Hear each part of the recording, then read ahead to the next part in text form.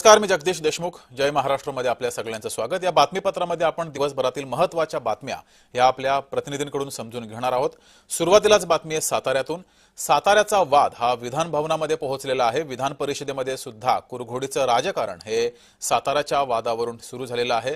सभापती शिंदे यांनी उपसभापती गोरे यांचं फरमान रोखलेलं आहे. जिल्हा परिषद निवडणुकीमध्ये साताऱ्यामध्ये वाद झाला आणि हा वाद विधान भवनामध्ये पोहोचलाय. साताऱ्यामध्ये नेमकं काय झालं होतं ते पाहूया.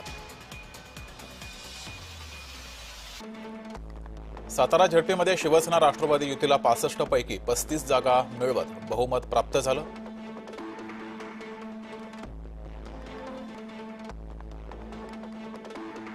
सत्तावीस जागांसह भाजप सर्वात मोठा पक्ष म्हणून समोर आला. साताऱ्यामध्ये बहुमतासाठी 33 सदस्यांच्या पाठिंब्याची गरज होती.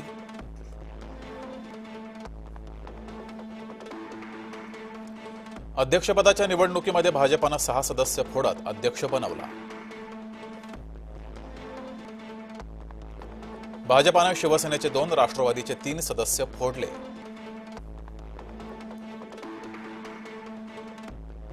भाजपानं एका अपक्षाचाही पाठिंबा मिळवत अध्यक्षपदाची निवडणूक जिंकली. यावरून नंतर वाद हा निर्माण झाला. इतर 2 सदस्यांना पोलिसांनी मतदानापासून रोखल्याचा शिवसेनेचा आरोप आहे.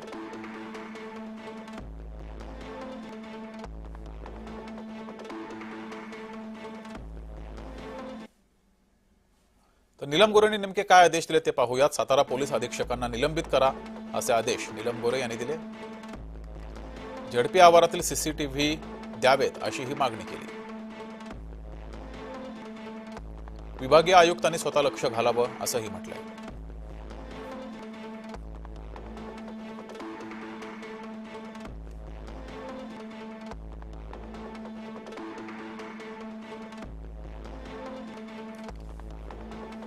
नीलम गोरे यांनी विधान परिषदेमध्ये हे आदेश दिले, मात्र त्यांचं निवेदन हे थांबवलं गेलं.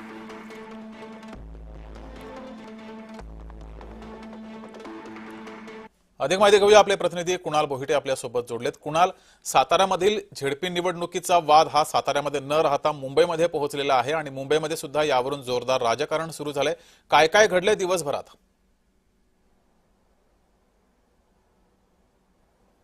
जगदीश, एकंदरीत पाहायचं झालं तर साताऱ्याचा वाद हा थेट विधिमंडळामध्ये येऊन पोहोचलेला आहे. सगळ्यात पहिले तर विधानसभेमध्ये हा मुद्दा जो आहे तो उचलण्यात आला होता.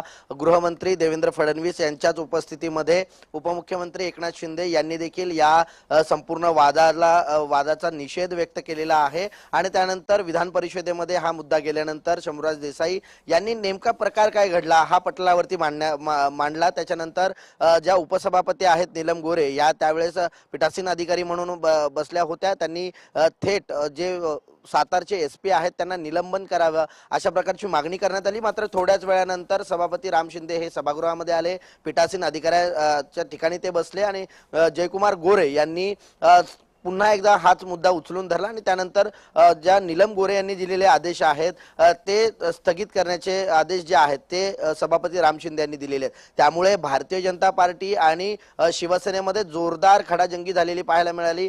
इतकंच काय तर उपसभापती नीलम गोरे आणि जय गोरे यांच्यामध्ये तू मैमे देखील झालेली पाहायला मिळाली. त्यामुळे एकंदरीतच शिवसेना आणि भाजप ही जरी युतीमध्ये असली तरी सुद्धा सातारच्या एका जागेवरून म्हणजे सभापती पदाच्या निवडणुकीवरून मोठ्या प्रमाणात गदारोळ जो आहे तो विधिमंडळ परिसरामध्ये झालेला पाहायला मिळाला. मात्र शंभूराज देसाई यांनी नंतर माध्यमांसमोर येऊन सांगितलेला आहे, आमचा वाद हा कोणत्याही पक्षाशी नाहीये, आमचा वाद हा पोलिसांशी आहे, पोलीस प्रशासनाशी आहे. कारण ज्याप्रमाणे पोलिसांनी एका कॅबिनेट मंत्र्याला वागणूक दिली याचा आम्ही निषेध करतोय, याच्यासाठी आम्ही रोष व्यक्त करतोय आणि त्यांच्यावरती कारवाई झाली पाहिजे अशा प्रकारची मागणी आमची आहे. आमचा कोणताही वाद कोणत्याही पक्षाशी नसल्याचं देखील शंभूराज देसाई यांनी सांगितलेलं आहे. जगदीश, कुणाल, तुम्ही असेच जोडलेले रहा.